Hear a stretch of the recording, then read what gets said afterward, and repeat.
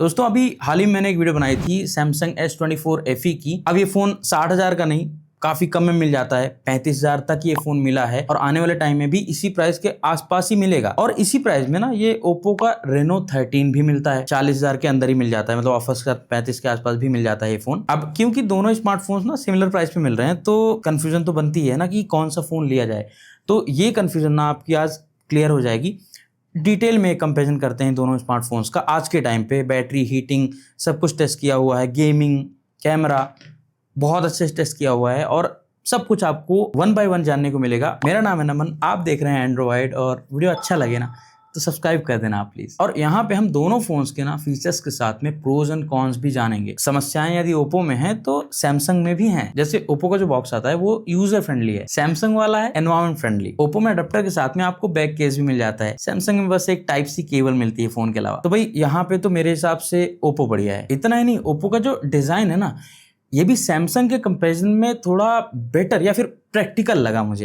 देखिए पहली बात तो ये थोड़ा कॉम्पैक्ट फील होता है एज कम्पेयर टू सैमसंग। पतला भी है, हल्का भी है, डिस्प्ले साइज भी छोटा है। सेकंड कि जब फोन्स को सामने से देखते हैं ना तो ओप्पो वाले में क्या है कि बेजल्स कम मिलते हैं, साथ में सिमेट्रिकल बेजल्स हैं चारों साइड में। सैमसंग में बेजल्स थोड़ा ज्यादा हैं और चिन थोड़ा सा बड़ी है, वो नोटिस होती है। हालांकि दोनों में ही ग्लास बैक और मेटल का फ्रेम मिलता है तो इन हैंड फील जो है ना भाई वो दोनों की सॉलिड आती है, एकदम प्रीमियम वाली। और सॉलिड फील के साथ में ना दोनों फोन्स ड्यूरेबल भी हैं, क्योंकि ओप्पो में IP68+69 की वाटर एंड डस्ट प्रोटेक्शन मिल जाती है। वहीं पे सैमसंग में भी IP68 की strong water and dust protection मिलती है। मतलब दोनों फोन्स पानी में गिरेंगे तो बचने की संभावना दोनों की है। जानबूझ के नहीं डालना है, क्योंकि वाटर डैमेज होता है ना तो कोई भी ब्रांड आपको वारंटी नहीं देगी। परंतु यहाँ पे जो सैमसंग की ग्लास प्रोटेक्शन है ना वो ज्यादा स्ट्रॉन्ग है, ज्यादा ड्यूरेबल भाई, इसमें कोई डाउट नहीं है। ओप्पो वाला बिना स्क्रीन गार्ड के आप यूज करोगे ना तो स्क्रैचेस बहुत जल्दी आ जाएंगे। वहीं पे सैमसंग ज्यादा दिन तक चल जाएगा, मतलब बच जाएगा स्क्रैचेस से। हालांकि रेकमेंड करूंगा कि आप अच्छा टेम्पर्ड ग्लास, अच्छा बैक कवर आप अपने फोन के लिए ना परचेस कर लिया करो। इनफैक्ट कुछ अच्छे प्रोडक्ट्स को मैं यहाँ पे टैग भी कर रहा हूँ, तो सिंपली यहाँ पे क्लिक करके भी परचेस कर सकते हैं आप। इससे थोड़ा चैनल की भी सहायता होगी। बाकी दोनों में जो हैप्टिक मोटर है ना वो बढ़िया यूज करी गई है, हैप्टिक एक्सपीरियंस आपको अच्छा मिलने वाला है। एक बात बताना चाहूंगा, दोनों में डुअल स्पीकर्स मिलते हैं, स्टीरियो स्पीकर्स मिलते हैं दोनों में। बट जब मैंने दोनों को साइड बाय साइड कंपेयर किया ना तो वैसे तो डिफरेंस ऐसे बहुत बड़ा या मेजर नहीं कहूंगा, बट ओप्पो वाला ना थोड़ा ज्यादा लाउड साउंड करता है। बट जैसे कोई वीडियोस देख रहे हैं, मूवीज देख रहे हैं, एक बात अच्छी लगी दोनों ही फोन्स में ना नेटफ्लिक्स में आप HDR10 कंटेंट को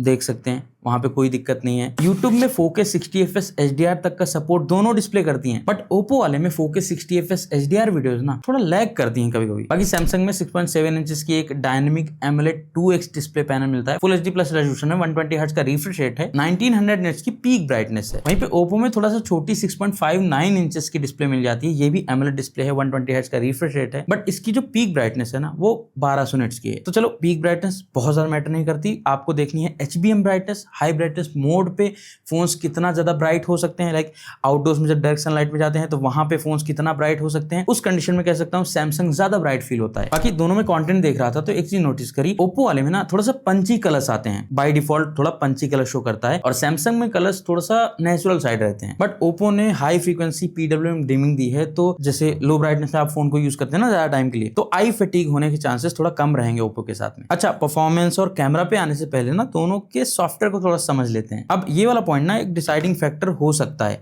देखिए S24 FE एंड्रॉइड 14 के साथ लॉन्च हुआ था, बट अभी के टाइम पे इसमें एंड्रॉइड 15 का अपडेट आ चुका है, One UI 7 पे चल रहा है ये फोन, यानी कि इसने अपना एक अपडेट यूटिलाइज कर लिया है। जब लॉन्च हुआ था तो ब्रांड ने कहा था कि 7 OS अपडेट्स मिलेंगे इसको और 7 साल का ही सिक्योरिटी पैच अपडेट मिलेगा। वहीं पे ओप्पो का ये फोन चल रहा है ColorOS 15 पे, जो कि बेस्ड एंड्रॉइड 15 पे, और इसको मात्र 3 OS अपडेट्स मिलेंगे और 4 साल का सिक्योरिटी पैच अपडेट। तो सॉफ्टवेयर सपोर्ट के मामले में अगेन सैमसंग आगे रहेगा, बट एक चीज में ओप्पो बहुत आगे लगा, प्री इंस्टॉल थर्ड पार्टी फालतू के एप्लीकेशंस ओप्पो में बहुत सारे मिलते हैं, बहुत सारे, मतलब अनइंस्टॉल करने पड़ेंगे। नोटिफिकेशंस भी आती हैं इधर उधर की बहुत सारी एप्लीकेशंस की, तो इसको परचेस करने के बाद ना थोड़ा क्लीन करना पड़ेगा आपको, है ना। बट इसको यदि हम थोड़ा साइड कर देते हैं तो ओप्पो ने भी अपने सॉफ्टवेयर को पिछले कुछ सालों में बहुत ज्यादा इंप्रूव कर लिया है। विशेष रूप से जो इनका UI एनिमेशन है मंत्रमुग्ध कर देता है, बहुत स्मूथ UI एनिमेशंस आते हैं। एप्स को ओपन करिए, क्लोज करिए, ऐसा लगता है यही करते रहो, मजा आता है। सैमसंग में भी One UI 7 के बाद स्मूथनेस ऐड हुई है। इनफैक्ट सैमसंग ने तो बहुत सारे फीचर्स ऐड किए हैं इस बार One UI 7 के साथ में।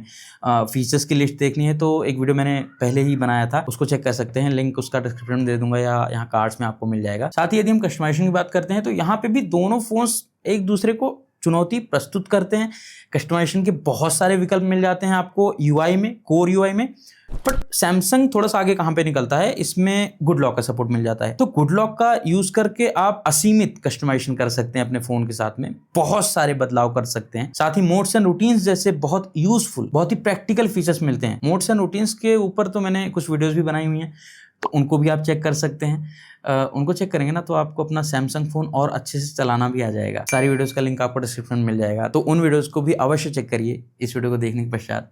और इस वीडियो में अभी मुझे आपका एक लाइक चाहिए, क्योंकि आपने लाइक अभी तक नहीं किया है। तो सॉफ्टवेयर और यूआई के दृष्टिकोण से देखते हैं तो व्यक्तिगत रूप से मैं सैमसंग के वन यूआई की तरफ थोड़ा ज्यादा आकर्षित होता हूं, परंतु आपसे भी जानना चाहता हूं कि आपको कौन सा यूआई पसंद है, मतलब वन यूआई या फिर कलरओएस। बाकी दोनों ही फोन्स में बहुत सारे यूजफुल एआई फीचर्स भी दिए गए हैं, जैसे ओप्पो का एआई रिफ्लेक्शन इरेजर है, फोटोज में रिफ्लेक्शन आ गया उसको आराम से हटा देता है। एआई राइटर है, आप वेब पेज को समराइज कर सकते हो, एआई स्पीक की हेल्प से उसको सुन सकते हो। और ऐसे ही सैमसंग में एआई सेलेक्ट वाला फीचर मिलता है, अगेन ये बहुत यूजफुल फीचर लगता है मुझे। एआई ड्राइंग असिस्ट है, ड्राइंग बनाइए, इमेज जनरेट करिए। स्केच टू इमेज है, इमेज के अंदर कुछ बना के उसको जनरेट कर सकते हैं। जनरेटिव एडिट वाला फीचर मिल जाता है। ऐसे बहुत सारे एआई फीचर्स सैमसंग के अंदर भी हैं गैलेक्सी एआई में। परंतु इन दोनों फोन्स के बीच में ना जब हमने परफॉर्मेंस टेस्ट किए, काफी शॉकिंग से रिजल्ट्स मिले हमें। देखो सैमसंग एक्जिनोस 2400E चिपसेट के साथ आता है, LPDDR5X रैम और UFS 3.1 स्टोरेज के साथ में। वहीं पे ओप्पो में MediaTek का Dimensity 8350 चिपसेट दिया गया है। स्टोरेज एंड रैम टाइप यहाँ पे भी सेम ही है। अब इन दोनों फोन्स को ना हमने अपना प्राइमरी फोन बना के यूज किया हुआ है। 15 से 20 दिनों तक हमने S24 FE को यूज किया था, टेस्ट किया था, और Oppo Reno 13 को भी 12 से 15 दिन तक यूज किया है। चिपसेट, रैम और रोम का जो कॉम्बिनेशन ना दोनों फोन्स में आपको लैग नोटिस नहीं करवाएगा। रेगुलर यूज करेंगे बिल्कुल लैग नहीं होता, बिल्कुल अटकता नहीं है, बहुत स्मूथ चलता है। परंतु यदि आप ये समझना चाहते हैं कि इन दोनों में से ज्यादा पावरफुल कौन सा है, शक्तिशाली कौन सा है, तो बताना चाहूंगा कि इसके लिए हमने बहुत सारे प्रैक्टिकल टेस्ट रन किए हैं। Antutu Geekbench के स्कोर्स भी देख लो आप, बट प्रैक्टिकली बात करेंगे ना तो आपको बेटर आइडिया मिलेगा रियल वर्ल्ड परफॉर्मेंस का। जैसे हैवी एप्स को ओपन करने की बात करते हैं तो जैसे BGMI ओपन किया तो यहाँ पे सैमसंग आगे रहा, जल्दी इसने ऐप को लोड किया। COD मोबाइल जब ट्राई किया, अगेन यहाँ पे भी सैमसंग ने इस ऐप को जल्दी लोड किया। परंतु इसके बाद हमने वीडियो रेंडर टेस्ट किया, अगेन यहाँ पे भी सैमसंग काफी ज्यादा आगे रहा, मतलब थोड़ा बहुत नहीं भाई, काफी ज्यादा आगे। अच्छा, इन दोनों फोन्स में ना एक और बड़ा अंतर है जिसको मोस्टली लोग ना इग्नोर कर देते हैं। सैमसंग में जो टाइप सी पोर्ट है ना ये USB 3.2 वाला है और ओप्पो में है USB 2.0 वाला। अब जैसे मेरे पास ये सैमसंग की SSD थी, ये भी 3.2 को सपोर्ट करती है और इसमें से शायद ये 12 GB का फोल्डर था, ये मैंने कॉपी पेस्ट किया। तो पहले ओप्पो में किया, यहाँ पे आप मिनट्स देख सकते हैं कितनी देर में इसने कॉपी किया, परंतु उसके बाद हमने सैमसंग में कॉपी पेस्ट किया सेम फोल्डर। अब यहाँ पे जो अंतर है ना वो देखिए, बहुत बड़ा है। बट ये सारे टेस्ट करने के बाद हमें लगा कि भाई कुछ सस्टेन्ड परफॉर्मेंस वाला टेस्ट करते हैं, तो हमने सोचा कि भाई 1 घंटे BGMI खेलते हैं दोनों फोन्स में कंटिन्यूस, वो भी हाईएस्ट FPS पे। दोनों फोन्स 90 FPS सपोर्ट करते हैं फिलहाल BGMI में। तो 1 घंटे का BGMI टेस्ट होने के बाद ना एक चीज बड़ी शॉकिंग लगी, ओप्पो ने ज्यादा बैटरी ड्रेन करी थी। हालांकि एवरेज FPS की बात करते हैं तो वहां पे ओप्पो थोड़ा सा आगे रहा, और हीटिंग की बात करते हैं तो सैमसंग स्लाइटली, बहुत थोड़ा सा ज्यादा गर्म हुआ। अभी जो 35-40 हजार रुपए वाला बजट है ना, यहाँ पे गेमिंग फोन्स आपको दूसरे और बेटर मिल जाएंगे, इन दोनों से बेटर फोन्स मिल जाएंगे। गेमिंग करनी है तो दोनों रेकमेंड नहीं कर सकता एकदम स्ट्रांगली, बट कैजुअल गेमिंग करनी है ना तो दोनों में आपका काम चल जाएगा। मैं यहाँ पे सैमसंग को भी इंक्लूड कर रहा हूँ। BGMI में 80-85 FPS में मिल जाएंगे, 90 FPS आपको कॉन्स्टेंट नहीं मिलेंगे इन दोनों में, ये भी बता रहा हूँ। बट हाँ, कैजुअल गेमिंग करने के लिए दोनों फोन में आपका काम चल जाएगा। बट एक जो बड़ा डिफरेंस है वो है बैटरी डिपार्टमेंट। देखो ओप्पो में बड़ी बैटरी है 5600 mAh की। अब S24 FE में सैमसंग के FE सीरीज की अब तक की सबसे बड़ी बैटरी है, बट यहाँ पे चार्जिंग स्पीड का ना बहुत बड़ा डिफरेंस है। हालांकि सैमसंग में 15 वॉट की वायरलेस चार्जिंग का सपोर्ट मिलता है, बट जैसे वायर्ड चार्जिंग टेस्ट हमने किया था ना तो सैमसंग 82 मिनट्स में फुल चार्ज हुआ था और ओप्पो 55 मिनट्स में। ध्यान रखिए ओप्पो की बैटरी भी थोड़ी बड़ी है। और बैकअप की बात करूँ ना तो S24 FE को भी यदि आप एक बार फुल चार्ज कर लेते हैं ना तो आपका पूरा दिन ये आराम से निकाल देगा। मीडियम यूसेज पे, लाइक लगातार गेमिंग नहीं करनी है आपको, नॉर्मल यूसेज में आपका एक दिन बहुत आराम से निकल जाएगा। बैटरी बैकअप में बहुत अच्छा इंप्रूवमेंट किया है इन्होंने हर साल कंपैरिजन में। बट अगेन जैसे बैटरी बैकअप के हिसाब से ही जज करना है तो उस कंडीशन में ओप्पो आपको ज्यादा बेटर स्क्रीन ऑन टाइम देगा, ज्यादा बेटर स्टैंड बाय टाइम देगा, इसमें कोई डाउट नहीं है। क्योंकि जहां सैमसंग 6-6.5 घंटे 7 घंटे के अराउंड तक चलता है, स्क्रीन ऑन टाइम की बात कर रहा हूँ, वहीं पे ओप्पो 8 घंटे से 9 घंटे तक आराम से चल जाता है। बाकी 5G एंड नेटवर्क, वाईफाई दोनों फोन में बढ़िया चलता है, NFC भी है दोनों फोन में। एक चीज बढ़िया है सैमसंग में, इसमें eSIM का भी सपोर्ट है। ओप्पो में आपको eSIM का सपोर्ट नहीं मिलता। अब eSIM यूज करना भाई बहुत इंपॉर्टेंट है। मैं तो हमेशा कहता हूँ कि आपके फोन में यदि eSIM है तो आप उपयोग करिए। यदि मैंने ई सिम यूज करी होती ना तो मेरा S24 अल्ट्रा चोरी नहीं हुआ होता। चोरी हुआ, मिल गया, उसकी पूरी वीडियो मैंने बनाई हुई है और उसमें सैमसंग के बहुत सारे सेफ्टी फीचर्स की भी बात करी हुई है, उसको चेक कर सकते हैं, उसका भी लिंक आपको डिस्क्रिप्शन में ही मिलेगा भाई।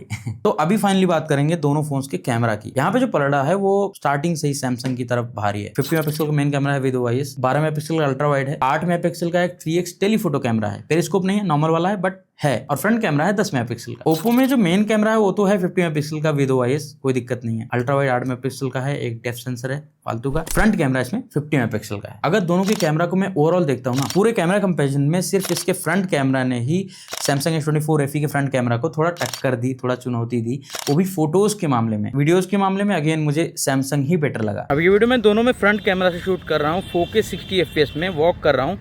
Stability, skin tones, video quality, उसका आइडिया आप लगा सकते हैं। यहाँ पे देख सकते हैं आपको कौन सी बेटर लग रही है।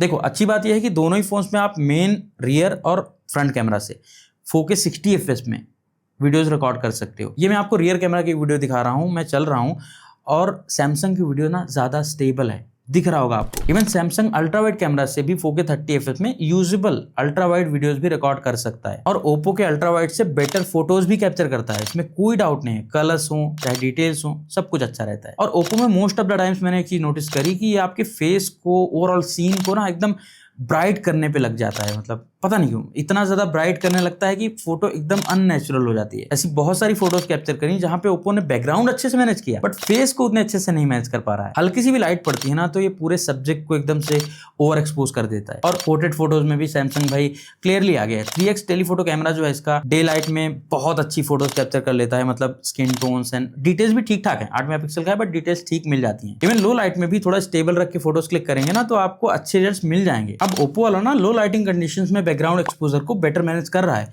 ये मैंने कई इमेज में नोटिस किया। बट ऐसे कैमरा को ओवरऑल जज करते हैं, फिर देखते हैं फीचर्स किसमें ज़्यादा हैं, कौन बेटर वीडियोज रिकॉर्ड करता है ओवरऑल, तो वहाँ पे सैमसंग आगे है। इनफैक्ट जो पोर्ट्रेट वीडियोस होती है ना वो भी सैमसंग में आप फ्रंट एंड रियर दोनों ही कैमरा से 4K 30 FPS में हाई रेजोल्यूशन में शूट कर सकते हैं। तो देखिए जितना फेयर हो सकता था उतना फेयर कंपेरिजन हमने बनाया है। यदि आपको वीडियो अच्छा लगा हो तो वीडियो को लाइक करना और चैनल सब्सक्राइब करना ना भूलिएगा। अब यदि हम बात करते हैं तो कुछ एडवांटेज ओप्पो के पास हैं। पहली बात, इसमें आपको अडाप्टर मिल जाता है, बैक केस मिल जाता है। बैटरी बैकअप और डिजाइन में भी ओप्पो के पास थोड़े एजेस हैं। बट हाँ, जब बात आती है डिसाइडिंग फैक्टर्स की, जैसे कि कैमरा की बात करते हैं तो वहां पे सैमसंग आगे। परफॉर्मेंस की बात करते हैं ओवरऑल, वहां पे भी सैमसंग ही आगे लगा। इनफैक्ट सॉफ्टवेयर स्टेबिलिटी और UI कस्टमाइजेशन के मामले में भी कहीं ना कहीं सैमसंग ही आगे है। और वैसे भी बात करते हैं ओवरऑल एक्सपीरियंस की तो दोनों के अपने प्रोज एंड कॉन्स हैं, बट कहीं ना कहीं सैमसंग का पलड़ा वहां पे थोड़ा सा भारी रहेगा। बाकी इस बारे में आपका क्या ओपिनियन है वो भी मैं जानना चाहता हूँ। कॉमेंट करिए, वीडियो को लाइक करिए, चैनल सब्सक्राइब करिए, और सैमसंग फोन्स को और अच्छे से यूज करना है तो ये वाली वीडियो जरूर देखना और ये वाली भी। बाकी मिलते हैं नेक्स्ट वीडियो में। नमस्कार।